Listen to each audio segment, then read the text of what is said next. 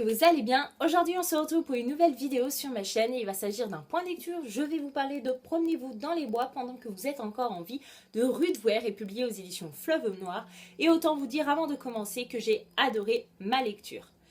Ici nous allons suivre les mésaventures d'une fille prénommée Nora, qui est une fille banale comme toutes les filles de son âge. Elle a entre 25 et 26 ans il me semble.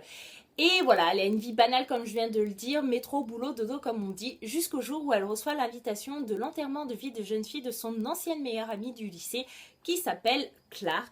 Alors Nora sur le coup elle ne comprend pas vraiment ce qui se passe et pourquoi elle reçoit cette invitation puisque ça fait des années qu'elle n'a aucun contact avec Claire.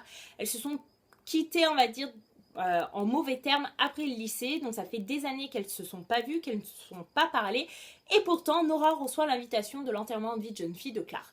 Bon, du coup, Nora va quand même accepter de s'y rendre en se disant que peut-être qu'elle veut recoller les morceaux durant ce week-end et avant de se marier. Donc Nora prend la voiture et décide de s'y rendre. Et elle va s'apercevoir très vite qu'elle n'aurait dû jamais venir. Voilà, c'est vraiment très très rapide, elle se sent très très vite mal à l'aise et oppressée. C'est-à-dire que l'enterrement de vie de jeune fille se fait sur un week-end de 3 jours. Les filles doivent venir le vendredi soir et repartir le dimanche soir. Et elles doivent se rendre dans une maison assez particulière, assez spéciale, isolée de tout, au plein milieu de la forêt. Il y a juste cette maison, voilà, c'est assez particulier comme endroit.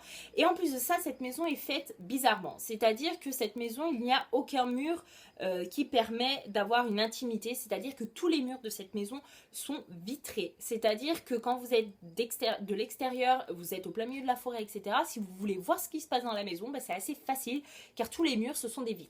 Donc c'est assez étrange et c'est assez perturbant de se dire que les habitants qui vont vivre dans cette maison durant le week-end vont être au vu de tout le monde. Et Nora va vite se sentir mal à l'aise et elle va avoir vite l'impression que des gens qui ne devraient pas les voir vont pouvoir voir tous leurs faits et gestes et c'est assez déstabilisant. Et du coup, Nora va vite comprendre que ce week-end va marquer son esprit et va changer sa vie à tout jamais. Ce que j'ai beaucoup aimé durant ma lecture, c'est qu'on se rend vite compte que c'est un thriller très bien mené, très bien développé et très bien ficelé. C'est-à-dire que l'auteur a pensé à son histoire de A à Z. Il n'a rien négligé, il n'a rien mis à part en se disant « Bon allez, j'ai une bonne intrigue, on va pouvoir passer sur les descriptions de personnages, on va pouvoir se passer de telle et telle chose durant l'histoire. » Non, voilà, tout est là à sa place et à sa juste place. C'est-à-dire que tous les éléments de l'histoire sont bien placés, sont très très très essentiels à l'histoire et c'est ce que j'ai beaucoup apprécié, c'est-à-dire que durant toute ma lecture je ne me suis pas ennuyée une seule fois. On a des passages descriptifs, on a parfois des dialogues, mais voilà, il n'y a jamais rien d'ennuyant, c'est-à-dire que quand on a envie d'avoir un dialogue pour que l'histoire prenne un petit peu d'action, on l'a. Quand on veut un passage descriptif parce qu'on en a besoin, on l'a aussi. Et voilà, c'est vraiment quelque chose de très agréable de lire un bouquin comme ça qui a été bien pensé par l'auteur. Et on se rend compte vite que l'auteur a vraiment fait un très très très beau travail avec ce roman. Tout simplement parce que voilà, comme je viens de le dire, il est très bien développé, très bien ficelé, très bien mené, très bien rythmé. Hein, c'est très important de le dire aussi. Mais en plus de ça, il m'a prise pour une idiote du début à la fin. Et comme vous le savez, moi je suis une lectrice très très très naïve, c'est-à-dire que je ne vois jamais où l'auteur veut me mener.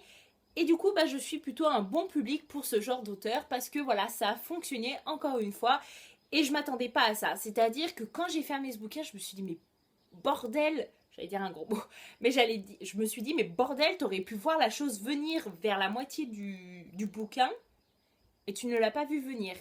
T'es idiot, ouais. Voilà, c'est ça, c'est vraiment ce que je me suis dit. Et je me suis dit, mais l'auteur, il est assez malsain, assez vicieux, assez pervers pour avoir pensé cette intrigue. Et du coup, je me suis dit, mais waouh, l'enterrement de vie de jeune fille, c'est pas un enterrement de vie de jeune fille que l'on peut voir tous les week-ends. Et franchement, juste pour ça, ça vaut le détour de lire ce bouquin.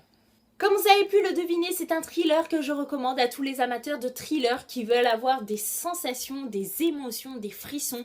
Franchement, ce bouquin, il est fait pour vous, croyez-moi. Invitez-vous à l'enterrement de vie de jeune fille de Claire et vous ne serez pas déçus de votre séjour en compagnie de ces personnages, croyez-moi. Voilà, mon point lecture est enfin terminé. J'espère que je vous aurai convaincu à acheter ce bouquin ou au moins à le lire, hein, parce que franchement, c'est vraiment une pépite et c'est vraiment un coup de cœur.